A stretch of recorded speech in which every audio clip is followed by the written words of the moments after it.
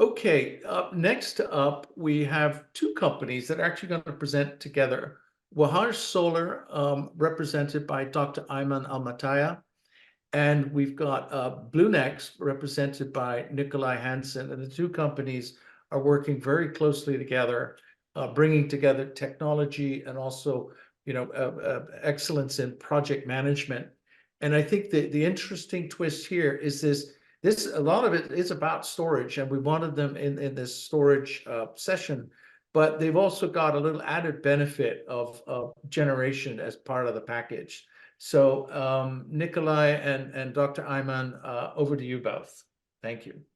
Thank you. Thanks, Andre. Well, first of all, good evening, ladies and gentlemen. I hope there's still a little bit of energy left in the tank, although we're quite far into the webinar now.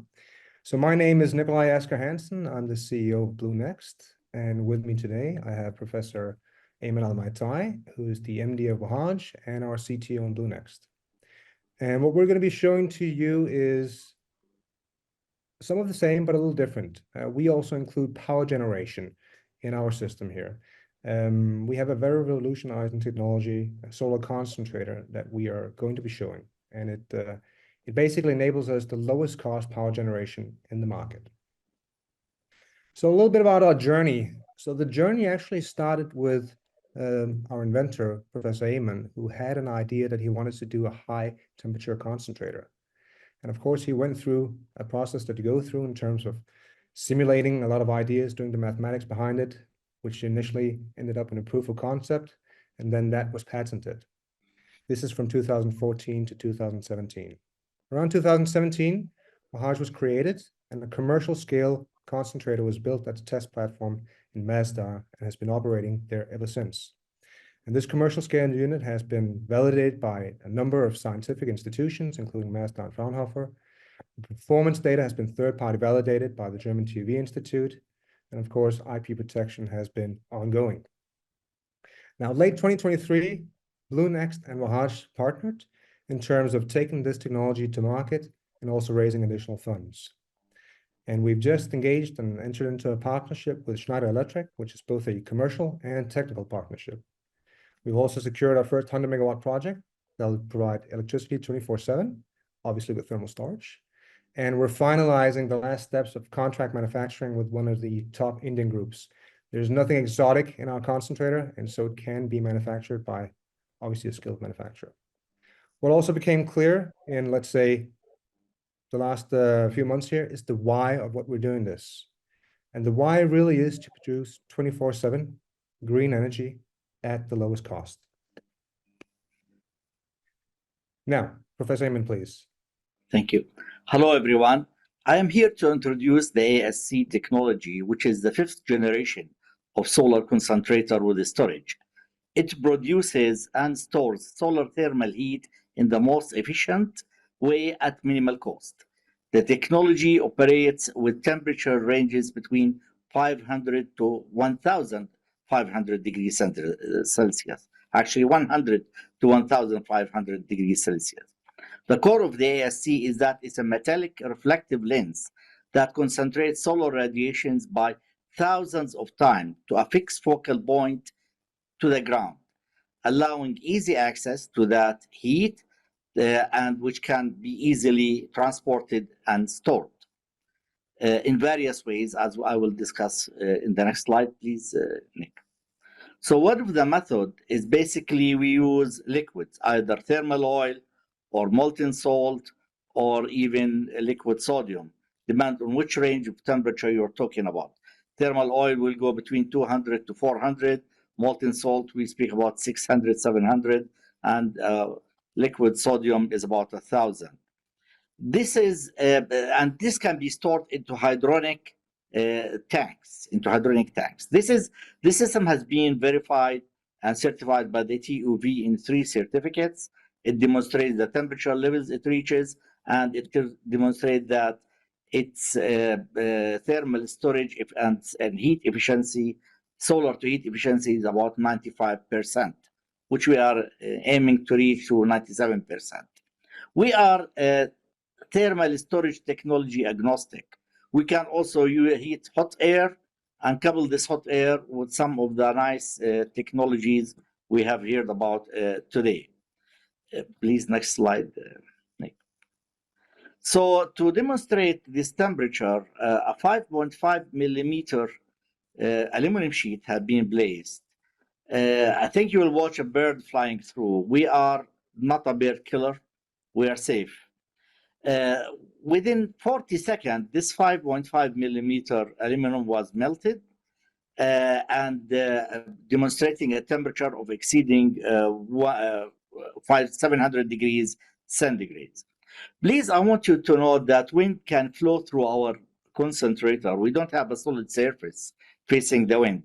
In fact, if you hear about this tornado that hit the Emirates and Abu Dhabi, this is placed in the Masdar solar platform. All other systems are either partially or totally damaged by the tornado, except for us.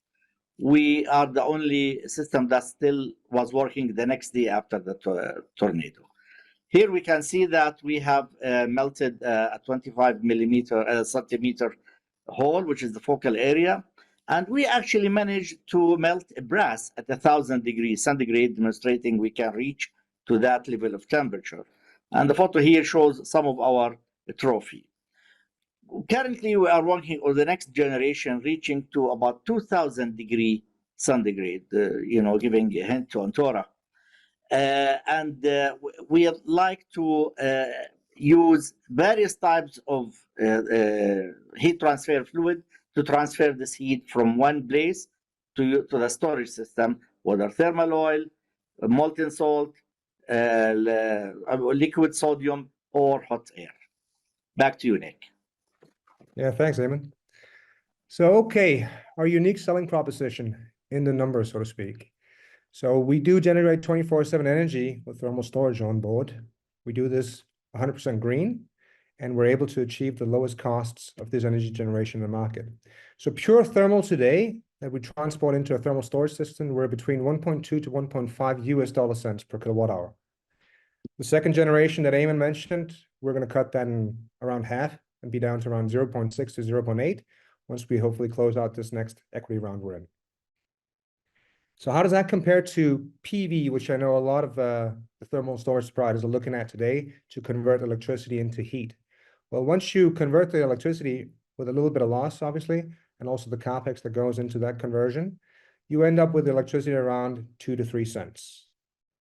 So with our current generation, we're around 50% lower cost than that today.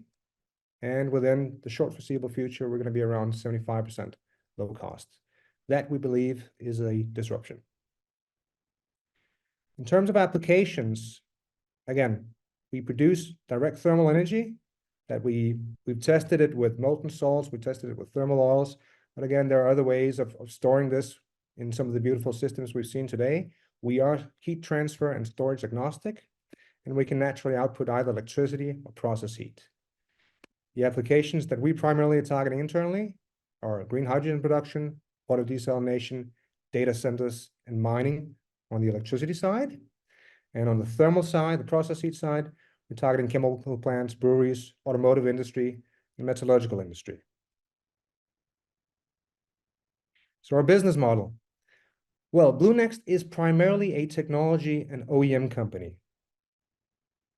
Now, this is a bit of a simplified view of, let's say, a turnkey power plant. You'll have a project developer, then an EPC is going to be contracted in to build the plant, and then eventually you'll end up with a turnkey power plant. Now, we partner with project developers in the early stages, and we obviously offer some services and help there. And part of our partnership with Schneider, they also come in together with us. They've engineered more than 2 gigawatts of CSP plants and obviously validated our tech. And so they can provide or build a digital model of complete power plant.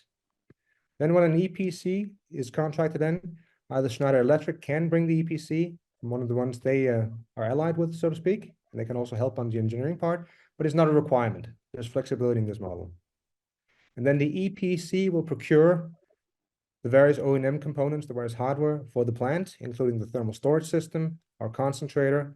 If it's for electricity generation, there's going to be a steam turbine, Plant controls, we're creating a global plant controller with Schneider. We have an individual concentrator controller at the moment, and then the other equipments.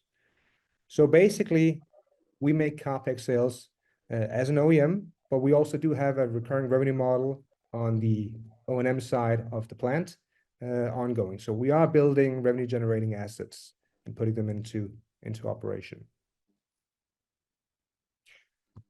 We're raising equity, and we're raising it primarily to do three things. Further accelerate sales. We need some operating capital for some of our first projects. And as mentioned, we have our second generation concentrator that we want to bring to market, which is basically a scale-up version of the one we already have. So in conclusion, and with a smile, now that you're aware of what sort of low-cost energy generation is available for thermal storage systems, I suggest you have a close look at ASC technology. Thank you very much for your time. Excellent, Nicholaj and Dr. Ayman. Fascinating.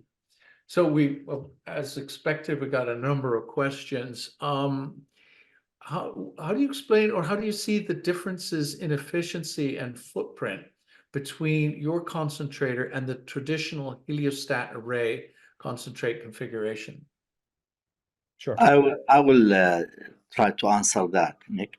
Well, actually, our footprint is less than 1/3 of that of the heliostat tower.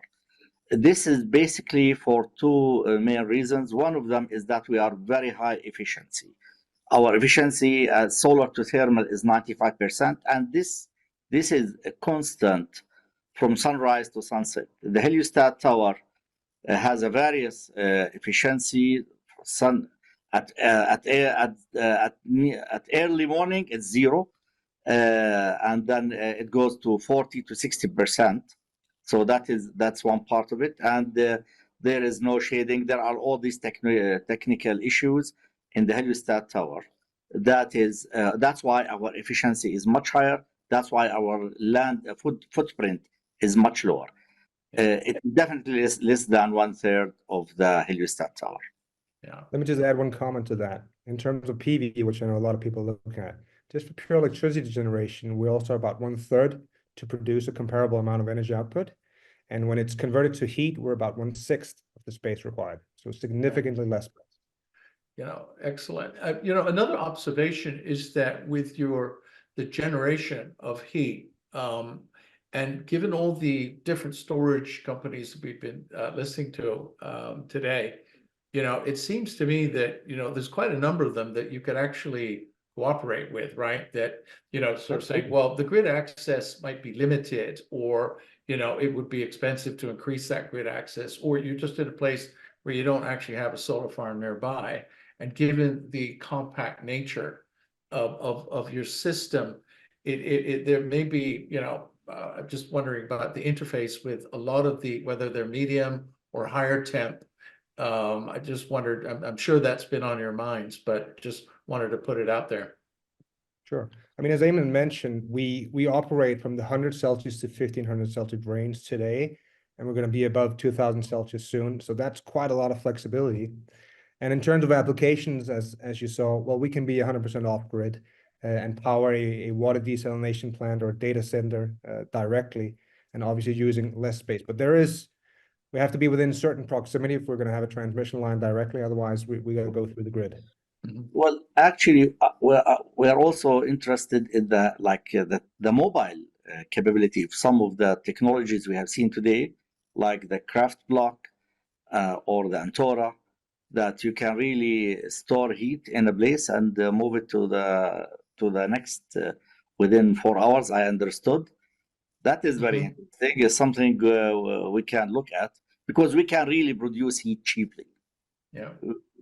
And if you don't have at your facilities the sufficient place where you can install our systems, or the sufficient space, then we can do it somewhere else and move it to you in cooperation with these technologies. Yeah. No, I think there's a lot there. So that's fascinating. So listen, Nicholaj and Dr. Ayman, thank you both very, very much. I'm sure you're going to get a lot of questions from the folks that are on the call today. Thank you. We welcome questions. Yeah, absolutely.